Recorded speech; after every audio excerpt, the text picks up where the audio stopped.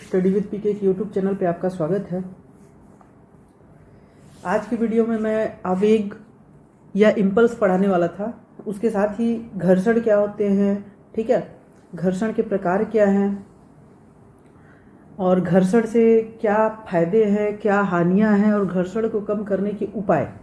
इसके साथ ही लिफ्ट में व्यक्ति का भार क्या रहता, आभासी भार क्या रहता, इसके बारे में आपको बताऊंगा, ठीक है। तो सबसे पहले मैं स्टार्ट करता हूं आवेग, जिसे इम्पल्स कहा जाता है।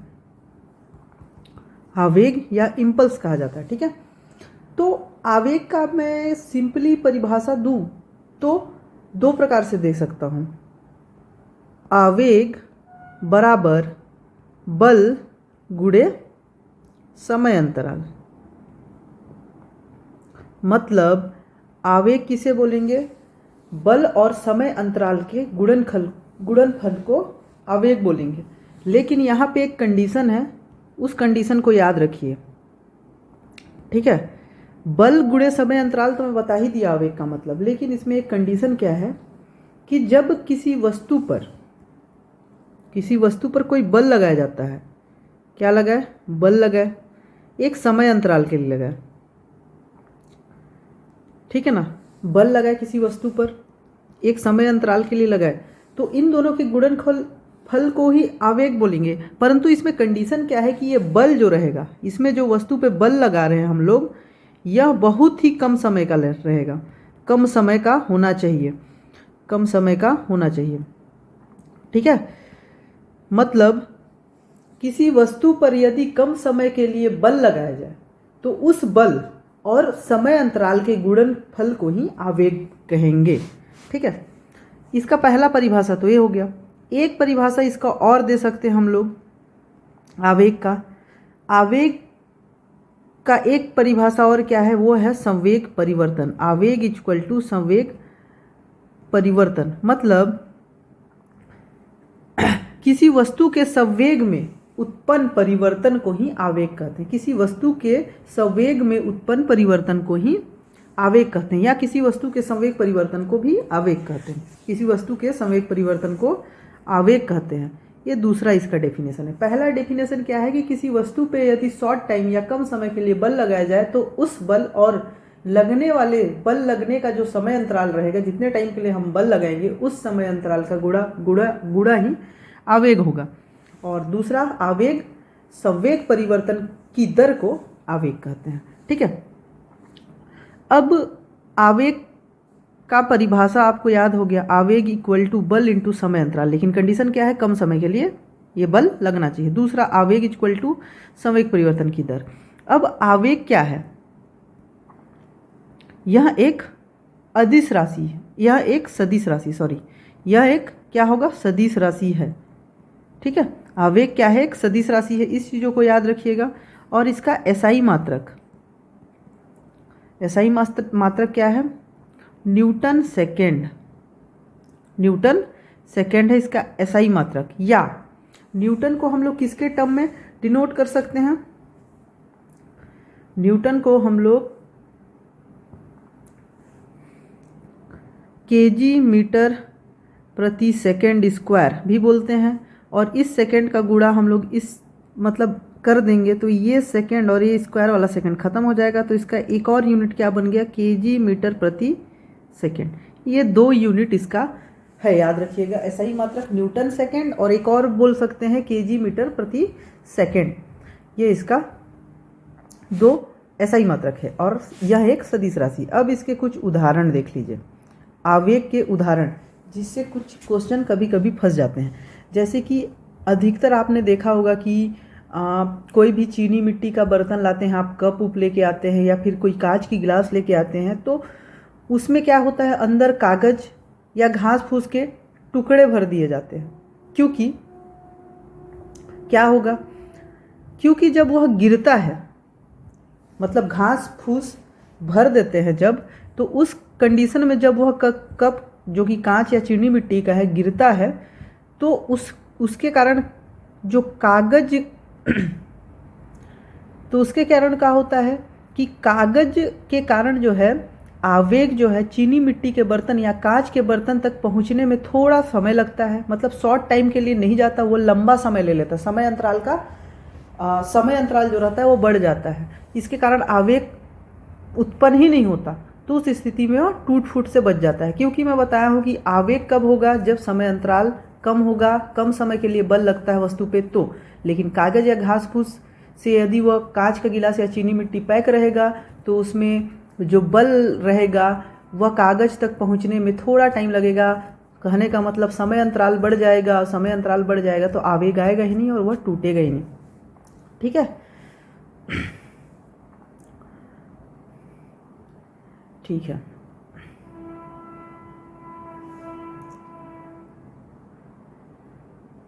चलिए, अब उदाहरण तो बता दिया, कांच के गिलास या चीनी मिट्टी का गिलास को कागज़ से पैक करना क्यों किया जाता है।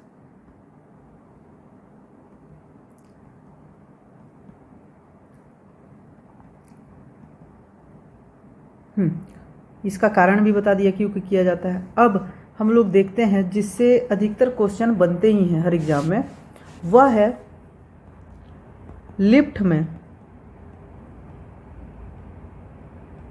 व्यक्ति का आभासी भार। अधिकतर आपने देखा होगा कि जब आप लिफ्ट पे चढ़ते हैं, लिफ्ट यदि ऊपर की ओर जाती है तो ऐसा लगता है कि हमारा भार बढ़ा हुआ है। वही अगर लिफ्ट नीचे की ओर आती है तो आपको क्या लगेगा कि भार कम हो गया है। तो ऐसा होता क्यों है? ठीक है, माना, चलिए इसको मैं थोड़ा बता देता हूँ। माना जो व्यक्ति लिफ्ट पे चढ़ा हुआ है, जो व्यक्ति लिफ्ट में है, उस व्यक्ति का द्रव्यमान, द्रव्यमान को हम लोग किससे डिनोट करते हैं? मास से, तो m लिख देता है, स्मॉल m। क्या है उसका द्रव्यमान? m है। ठीक है, ये लिफ्ट में रहेगा तब, लिफ्ट में, परंतु उसका वास्तविक भार क्या होगा?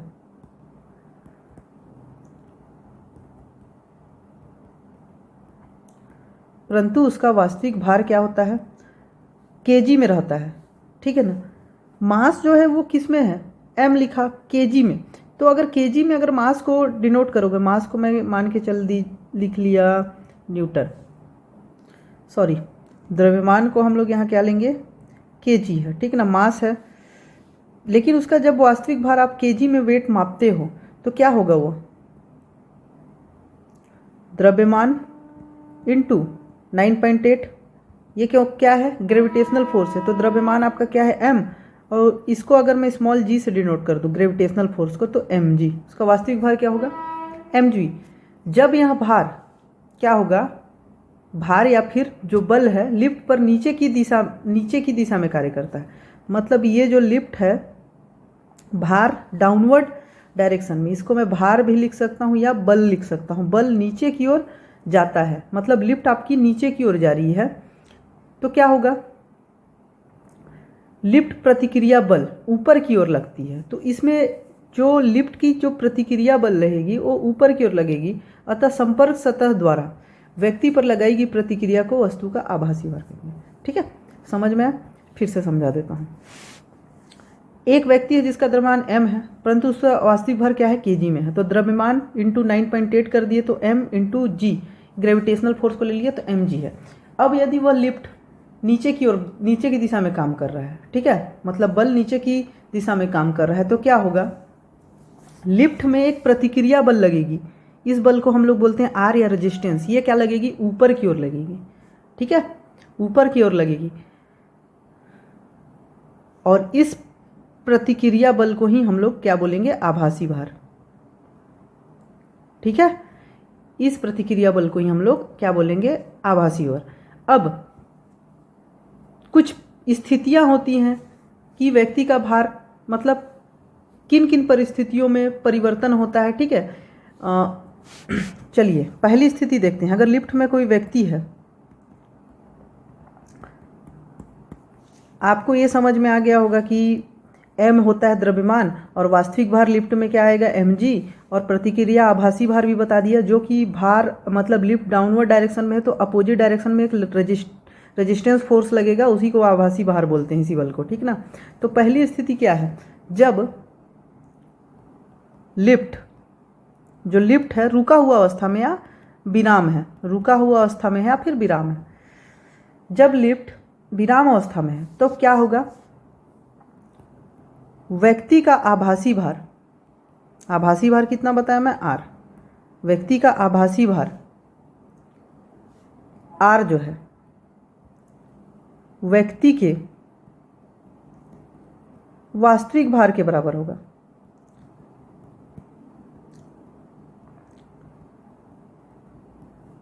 मतलब mg के बराबर होगा, मतलब r इक्वल टू mg, ये याद रखिएगा, ठीक है। जब लिफ्ट विराम अवस्था में, क्यों कि जब लिफ्ट विराम अवस्था में है तो उस पर भार या बल जो रहेगा ना अपवर्ड डायरेक्शन में काम करेगा ना डाउनवर्ड डायरेक्शन में, इसमें भार या बल लगेगा ही नहीं, तो इसमें अपोजिट वाला जो रेजिस्टिव फोर्स लगता है वो भी नहीं लगेगा, तो आभासी भार जो होता है उसके वास्तविक भार के ही इक्वल रहेगा, ठीक है। दूसरा स्थिति क्या बनता है, सेकेंड स्थिति, एक समान वेग से लिफ्ट जो है एक समान वेग से ऊपर या नीचे जाती है,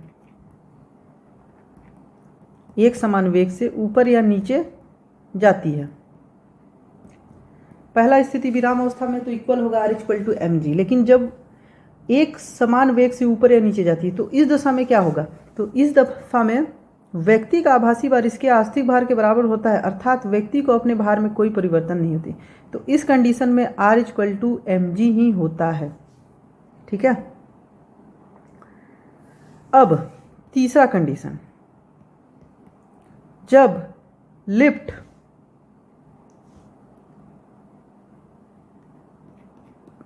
त्वरण से ऊपर जाती है, जब लिफ्ट त्वरण से ऊपर जाती है, मतलब त्वरण क्या है कि लिफ्ट का स्पीड स्टार्टिंग में 0 था, फिर 2 हुआ, फिर 4 हुआ, फिर 6 हुआ, इस टाइप से अपवर्ड बढ़ रही हो, ठीक ना, स्पीड बढ़ते जा रही है, तो ये त्वरण की स्थिति होती है। त्वरण जब पढ़ाया था तो मैं बताया भी था त्वरण होता क्या है, ठीक है। तो जब लिफ्ट त्वरण से ऊपर जाती है तो उस कंडीशन में क्या होगा, व्यक्ति का जो भार होगा, व्यक्ति का भार, कौन सा, आभासी भार लिख लीजिए, व्यक्ति का आभासी भार इक्वल ग्रेटर देन वास्तविक भार, r equal to r is greater than mg। क्यों, क्योंकि ये लिफ्ट है, इसमें बल किधर लगेगा,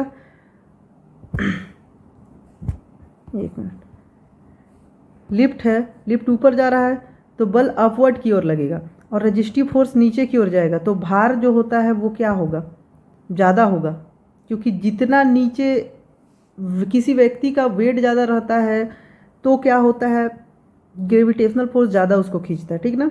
तो अगर इसका रेजिस्टिव फोर्स आभासी भार जो होता है वो नीचे की ओर डाउनवर्ड जाता है तो उसका r जो होता है ज़्यादा होगा mg से, ठीक है। तो इस कंडीशन में व्यक्ति का भार जो होगा क्या होगा, आभासी भार बढ़ा है तो बढ़ा हुआ प्रतीत होगा, भार क्या होगा, बढ़ा हुआ प्रतीत होगा, भार बढ़ा हुआ प्रतीत होगा। क्यों, क्योंकि जो वास्तविक भार है उससे ज़्यादा उसका आभासी भार हो गया, इसलिए वो ऐसा लगेगा कि मेरा वेट बढ़ गया है, मतलब उस व्यक्ति का वेट बढ़ गया है, ठीक है।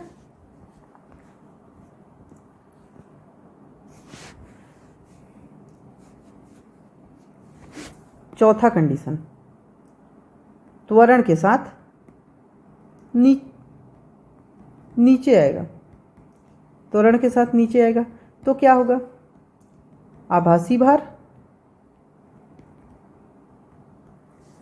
मतलब त्वरण के साथ नीचे आएगा, मतलब यहाँ पे 0 था, इस डायरेक्शन में लिफ्ट जा रही है, यहाँ पे वक्त 1 हुआ, यहाँ पे 2 हुआ, 3 हुआ, इस टाइप से बढ़ते जा रहा है स्पीड, तो आभासी भार इज स्मॉलर देन वास्तविक भार होगा, मतलब r is smaller than mg। तो इस कंडीशन में क्या होगा, भार, जो व्यक्ति का भार है वह कम प्रतीत होगा, मतलब हल्का हो गया है वह व्यक्ति, ऐसा लगेगा, ठीक है, कम प्रतीत होगा। पांचवा केस क्या है, यदि नीचे आते समय लिफ्ट की डोरी टूट जाती है,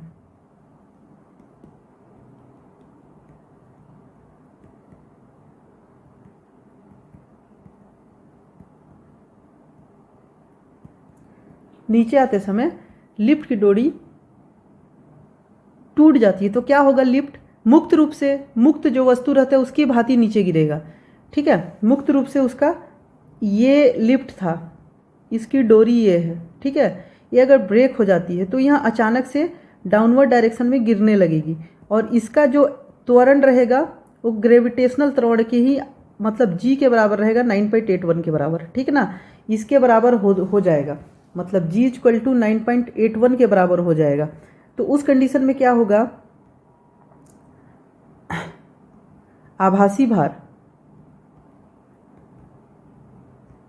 जीरो हो जाएगा, आभासी भार जीरो हो जाएगा, मतलब वह उसका जो भार जो रहेगा वह कुछ भी नहीं रहेगा, जीरो हो जाएगा, कुछ भी नहीं, मतलब जो भार व्यक्ति को महसूस होगा वह कुछ भी नहीं रहेगा, वह जीरो के समान होगा।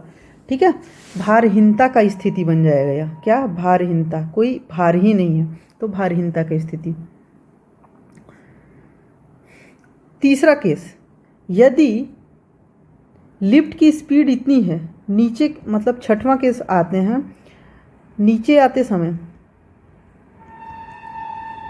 जो त्वरण है लिफ्ट की वह गुरुत्वीय त्वरण जो कि जी है, गुरुत्वीय त्वरण जी 9.81 से ज़्यादा हो, तब क्या होगा, 9.81 से ज़्यादा हो तो क्या होगा,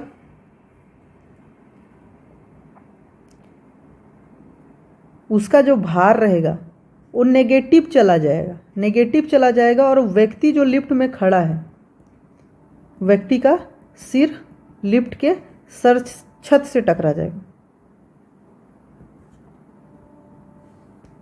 छत से टकरा जाएगा, मतलब इस स्थिति में व्यक्ति ऊपर की ओर चले जाके, मतलब ऊपर की ओर जाके उसका सिर जो होता है लिफ्ट की छत पे लग सकता है। ठीक है, लग सकता है नहीं, लग जाएगा।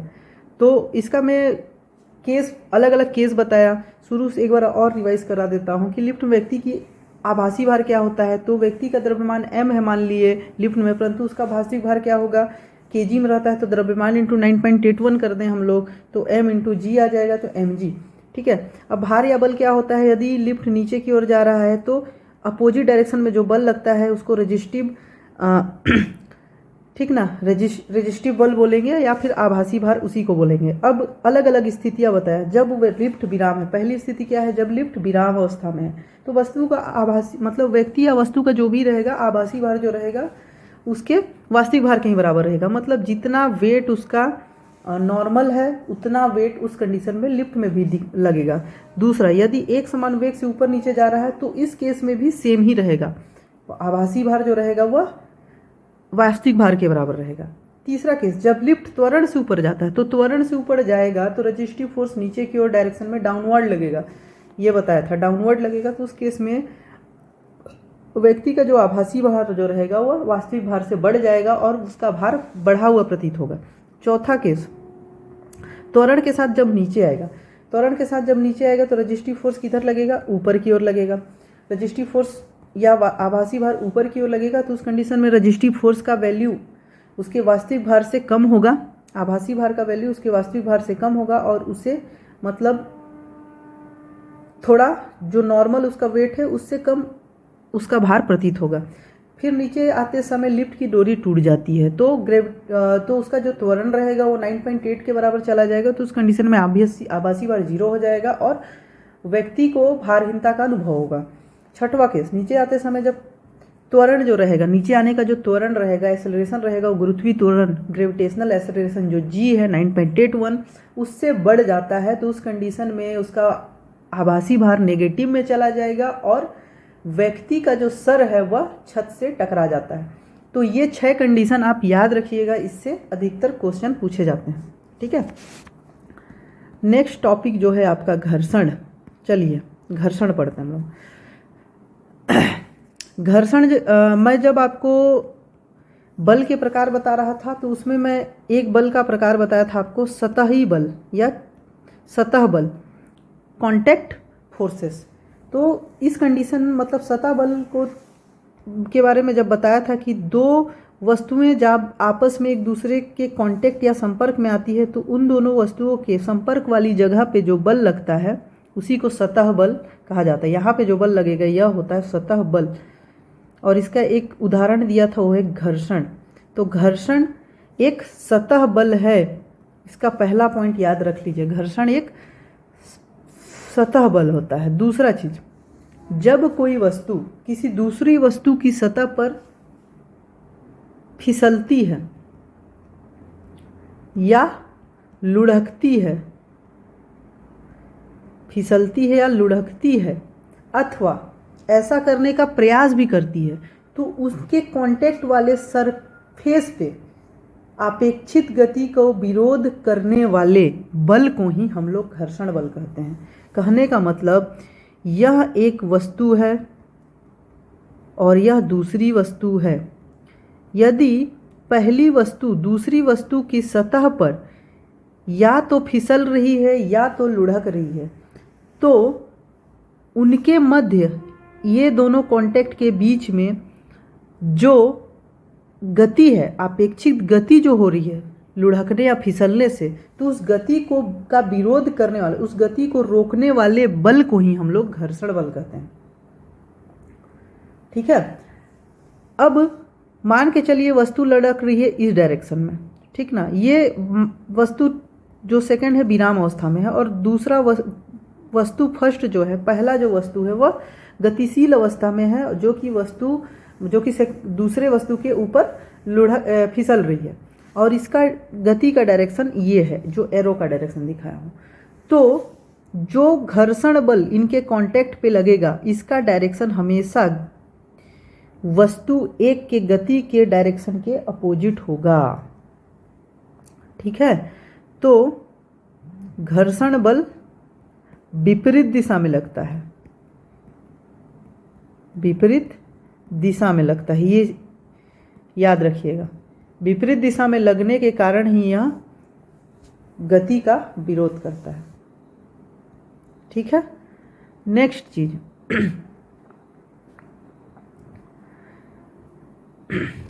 घर्षण के प्रकार। घर्षण एक सतह बल है। दूसरा, जब फिसलती है लुढ़कती है तो उनके कांटेक्ट सरफेस के बीच में लगने वाले बल को ही घर्षण बल कहते हैं। तीसरा, घर्षण बल की दिशा हमेशा वस्तु पे जो नॉर्मल बल लगता है उसके अपोजिट लगता है। ठीक ना। तो घर्षण के प्रकार, घर्षण के क्या क्या प्रकार हैं? इसके 3 टाइप हैं, 3 प्रकार हैं। पहला, स्थैतिक घर्षण बल। स्थैतिक घर्षण बल या स्टैटिक फ्रिक्शनल फोर्सेस। अब यह क्या होता है? तो स्थैतिक घर्षण बल क्या होता है? तो जो घर्षण का मैं परिभाषा बताया वही स्थैतिक घर्षण बल का परिभाषा है।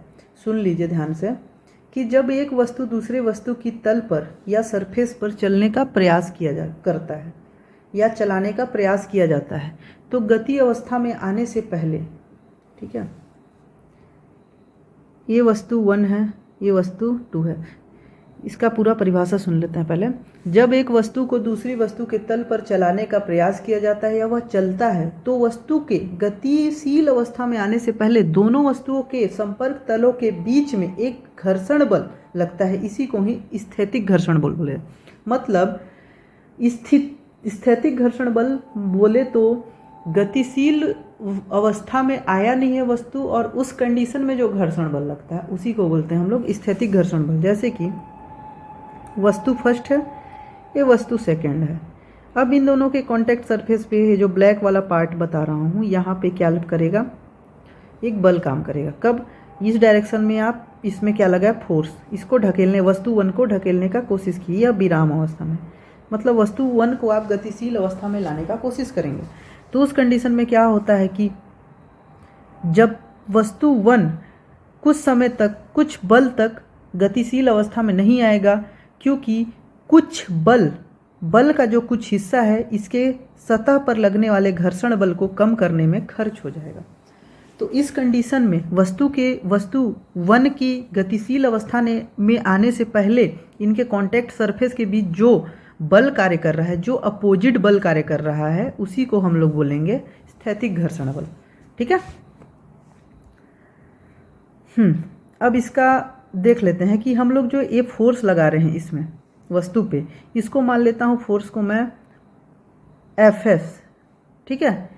एस इसलिए गया क्योंकि ये स्टैटिक घर्षण बल को मैं डिनोट करूंगा इसमें, ठीक ना। तो Fs।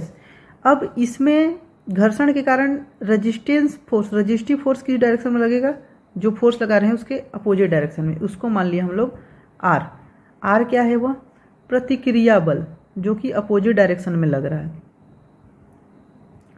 तो स्थैतिक घर्षण बल के केस में क्या होगा कि F फोर्स का कुछ हिस्सा इसके प्रतिक्रिया बल को समाप्त करने में लग जाएगा, तो वह हिस्सा को ही हम लोग बोले हैं यहाँ पे Fs। तो Fs इक्वल टू R। ठीक है। Fs equal to R। Fs is directly proportional to R। ठीक ना। अब इसको अनुपात, मतलब इसके समानुपाती को हटाने के लिए हम लोग यहाँ पे एक कांस्टेंट लगाएंगे, इसको बोलेंगे μs। तो Fs equal to μs R, ये इक्वेशन होता है। और यह जो है वह है क्या, घर्षण गुणांक। घर्षण गुणांक μs का एक और लिख लीजिएगा फॉर्मूला tan थीटा। ठीक है ना, जहाँ पे थीटा क्या होता है, घर्षण कोण। इससे रिलेटेड कोई न्यूमेरिकल नहीं पूछते हैं, आप ये याद भी ना रखो तो भी चलेगा, बस स्थैतिक घर्षण बल होता क्या है वो आपको पता होना चाहिए। दूसरा जो टाइप होता है वह सीमांत घर्षण बल।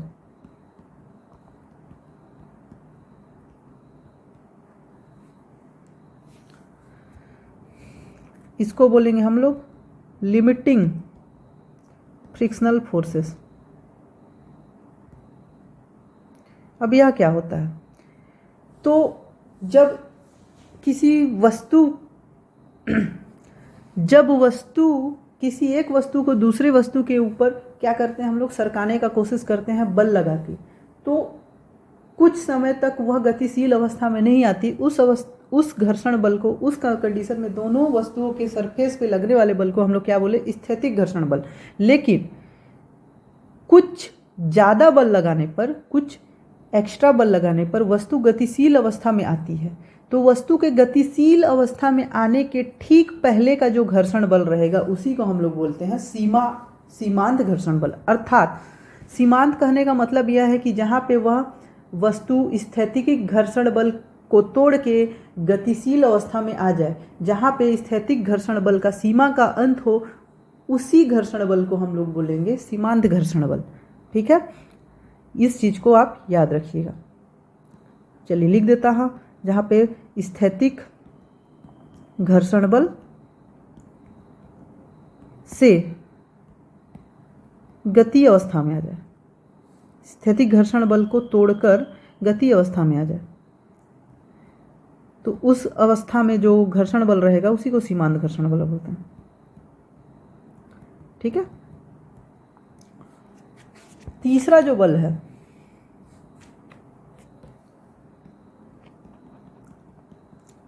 गतिक घर्षण बल, नाम से ही स्पष्ट है। गतिशील अवस्था में जब मतलब एक वस्तु को दूसरे वस्तु के ऊपर हम लोग जब फिसलाते हैं तो उस कंडीशन में एक बल लगाते हैं, तो बल लगाने से गतिशील अवस्था में आ जाती है, और उसकी गतिशील अवस्था में होने के समय जो घर्षण बल कार्य करता है उनके कॉन्टैक्ट सरफेस के मध्य, उसी को हम लोग क्या बोलते हैं, गतिक घर्षण बल या फिर काइनेटिक फ्रिक्शनल फोर्सेस। अब तीनों को मैं एक सिंपल टर्म में आपको समझा देता।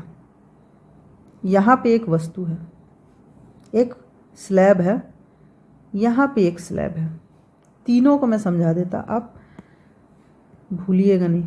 यहाँ पे पहला वस्तु है, यहाँ पे दूसरा वस्तु है। ठीक है,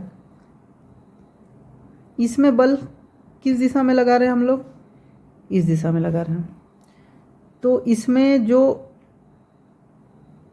घर्षण बल या प्रतिक्रिया बल की डायरेक्शन में लगेगा, इस डायरेक्शन में लगेगा। ठीक है, पहला केस, नॉर्मल केस में जब बल लगाते हैं, नॉर्मल केस में जब बल लगाते हैं तो कुछ हद तक वस्तु आगे नहीं सरकता, तो इस कंडीशन में जो प्रतिक्रिया बल कार्य कर रही है कांटेक्ट सरफेस के मध्य, इसी को हम लोग बोलेंगे स्थैतिक घर्षण बल। ठीक है, अब दूसरा कंडीशन क्या है, बल लगाने के फलस्वरूप वस्तु कुछ यहाँ पहुँच गया सरक के, ठीक ना, वस्तु कुछ यहाँ पहुँच गया सरक के, तो सरकना कहाँ से स्टार्ट हुआ, मतलब सरका यहाँ तक। ठीक है, एक मिनट,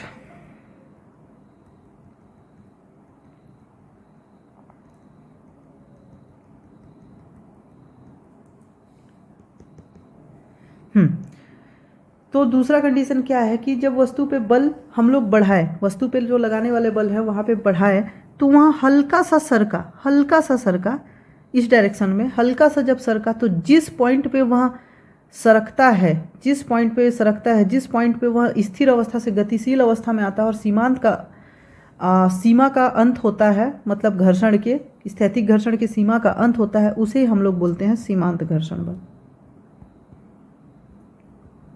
ठीक, तीसरा कंडीशन, अब यह गतिशील अवस्था में आ गया, तो गतिशील अवस्था में भी इसके सरफेस के मध्य कुछ ना कुछ घर्षण बल, प्रतिक्रिया बल काम करेगा, इसे हम लोग बोलते हैं गतिक घर्षण बल।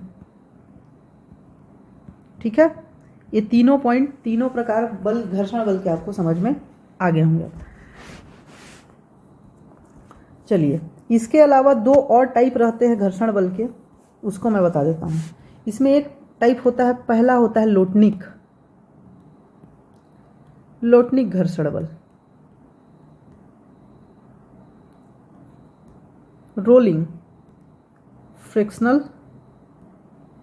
Frictional forces. अब रोलिंग से समझ में आ ही गया होगा, लोटनिक से भले समझ में नहीं आया, लेकिन रोलिंग से समझ में आ गया होगा।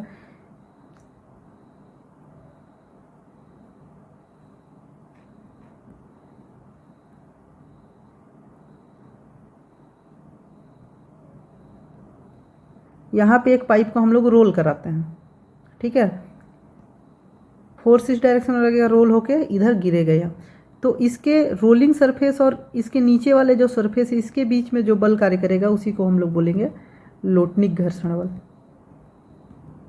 मतलब रोलिंग के समय जो घर्षण बल लगता है उसको हम लोग क्या बोलेंगे, रोलिंग घर्षण बल। ठीक है,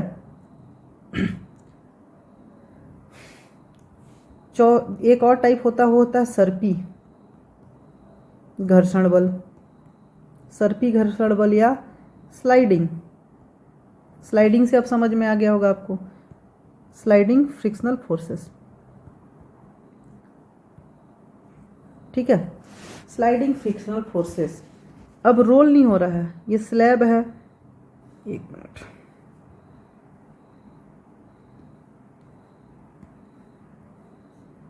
ये ऐसे है, यहाँ पे हम लोग कोई गोलीय वस्तु को, इसके टाइप से गोली वस्तु ना रख के एक आयताकार वस्तु रख देते हैं इसके ऊपर। ठीक है, और इसको जब हम लोग इस डायरेक्शन में फिसलाते हैं, मतलब स्लाइड करते हैं, तो उस कंडीशन में इसके सरफेस के मध्य जो बल लगता है उसी को बोलते हैं स्लाइडिंग फ्रिक्शनल फोर्सेस या सर्पी घर्षण बल। अब मैं आपको टोटल 5 टाइप के घर्षण के प्रकार समझा दिया। अब पांचों टाइप में आप सोचिए, ध्यान से सोचिए कि कौन सा घर्षण बल सबसे कम होगा। ठीक है, कौन सा सबसे घर्षण बल कम होगा, तो सबसे छोटा घर्षण बल वो होता है लोटनिक घर्षण बल जो होता है वह स्थैतिक, गतिक दोनों घर्षण बल से कम होता है, बहुत ही कम होता है, क्योंकि वह क्या हो रहा है, वह रोलिंग करते हुए जा रहा है, बहुत ही कम, इतना कम है कि यह नगण्य नेग्लिजिबल होता है, ठीक है ना, नगण्य के बराबर होता है। दूसरा, जो गतिक घर्षण बल होता है वह स्थैतिक घर्षण बल से कम होगा, ठीक है। और सर्पी घर्षण बल जो होता है वह ज़्यादा होगा लोटनिक से, क्योंकि स्लाइडिंग करने पे हमको ज़्यादा घर्षण उस पर लगता है एज़ कम्पेयर टू रोलिंग, ठीक ना। ये चीज़ आप याद रखिएगा।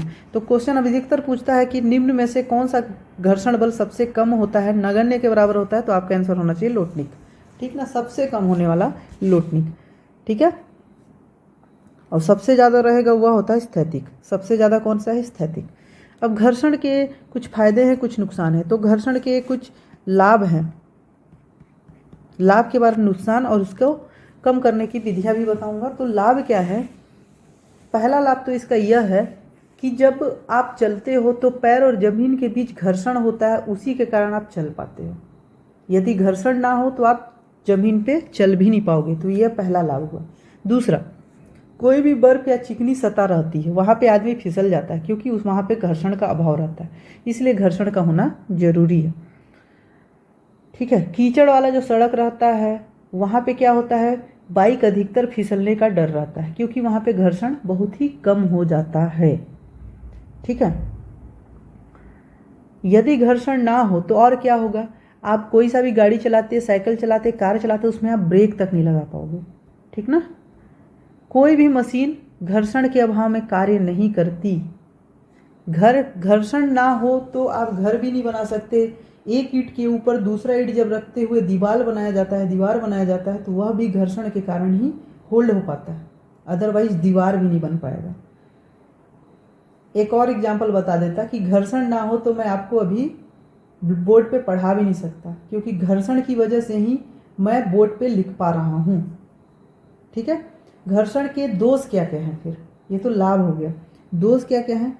घर्षण का दोष यह है कि जब मशीनें चलती है तो घर्षण से क्या होता है, बहुत ज़्यादा एनर्जी जो हम लोग ऊर्जा मशीन को देते हैं, जो भी है बिजली के रूप में देंगे या फिर डीजल के रूप में देंगे, उसमें ऊर्जा का बड़ा हिस्सा घर्षण को खत्म करने में ही लग जाता है। जैसे कि मैं बताया ना, स्थैतिक घर्षण बल का एग्जाम्पल ही दिया कि जब बल लगाते हैं तो कुछ कंडीशन तक वस्तु कुछ समय तक घर्षण के कारण कुछ बल ऐसी वेस्ट हो जाता है वस्तु को गतिशील लाने से पहले, ठीक है। ज़्यादा घर्षण होता है तो क्या होता है, ऊष्मा उत्पन्न होता है मशीन में भी, तो क्या होगा, वो मशीन के पार्ट्स खराब भी होंगे, ठीक है। नेक्स्ट, घर्षण को कम करने की विधि, लाभ हानि भी बता दिया। अब इसको कम करने के उपाय, घर्षण को कम क्यों किया जाता है, जहाँ ज़रूरत नहीं हो वहाँ घर्षण को कम कैसे करते हैं। तो सबसे इसका पहला जो तरीका होता है वह है स्नेहक। स्नेहक में क्या आता है, ऑयल। दूसरा, ग्रीस। ऑयल ग्रीस का यूज करते हैं, जैसे कि मशीनी पार्ट होते हैं, कल पुर्जे वाले पार्ट होते हैं, घूमने वाले पार्ट होते हैं मशीन के, वहाँ पे अधिकतर आप देखेंगे कि ग्रीस लगा देते हैं घर्षण को कम करने के लिए, ताकि मशीन का वह घूमने वाला पार्ट घर्षण के कारण टूट फूट ना हो उसमें, साथ ही ऊर्जा का ज़्यादा से ज़्यादा हानि ना हो, कम से कम हानि हो, ठीक है। ऑयल भी यूज किया जाता है इसके लिए लुब्रिकेशन के रूप में, ठीक है। और क्या यूज हो सकता है कि उचित पदार्थ के प्रयोग से। तो उचित पदार्थ क्या है, जैसे कि कोई मशीन है, आप जान रहे हो कि यह घूमने वाला पार्ट बनेगा, इसमें हम लोग स्नेहक यूज नहीं कर सकते, तो उस मशीन को ऐसी धातु का ही बनाया जाता है जिसमें घर्षण कम हो, जिसकी सतह चिकनी हो, ठीक है, यह भी होता है। तीसरा होता है बॉल बीयरिंग का यूज करके। साइकिल में अधिकतर आप चक्के में देखे होंगे बॉल बीयरिंग यूज होता है, छोटे छोटे छर्रे यूज होते हैं उसमें, उसके बीयरिंग में, और उसमें ग्रीस भर के छर्रे को भर दिया जाता है, उससे जो होता है घर्षण कम होता है, इसलिए बॉल बीयरिंग का यूज किया जाता है। तो तीसरा क्या होता है, बॉल बीयरिंग, ठीक है। और पॉलिश भी होता है, बहुत से कल पुर्जे के पार्ट होते हैं, यदि आप ऐसी धातु का यूज करना चाहो जो कि बहुत ही महंगी आती है, तो पूरा पार्ट्स को खरीदने के बजाय आप उस मशीनी पार्ट के ऊपर भाग में उस धातु की परत चढ़ा देंगे, तो उससे भी उसकी सतह चिकनी हो जाएगी और क्या होगा, घर्षण कम होगा, तो पॉलिश द्वारा। ये 4 मेथड होता है। इसके अलावा बहुत सारी चीज़ें और भी होती है जिसके द्वारा घर्षण कम किया जाता है। तो इसमें ये क्वेश्चन जरूर बनता है, घर्षण निम्न में किस कौन सा घर्षण कम करने के उपाय हैं, तो आप स्नेहक को डाल दीजिए। इसमें ऑयल या ग्रीस भी रह सकता है, तो वो भी आप डाल सकते हैं। ठीक है, तो ये चीज़ें आपको समझ में आ गई होगी। मिलते हैं नेक्स्ट वीडियो में। नेक्स्ट वीडियो में अभी केंद्रीय बल और अपकेंद्रीय बल और उससे उसके एग्जाम्पल बचे हैं। 2 ही टॉपिक पढ़ाऊंगा, और हो सके तो द्वितीय गति को जो छोड़ा हुआ है एक टॉपिक वो पढ़ाऊंगा। उसके बाद नेक्स्ट चैप्टर ग्रेविटी का, गुरुत्वाकर्षण का स्टार्ट करेंगे। और गुरुत्वाकर्षण स्टार्ट करने से पहले आपको मैं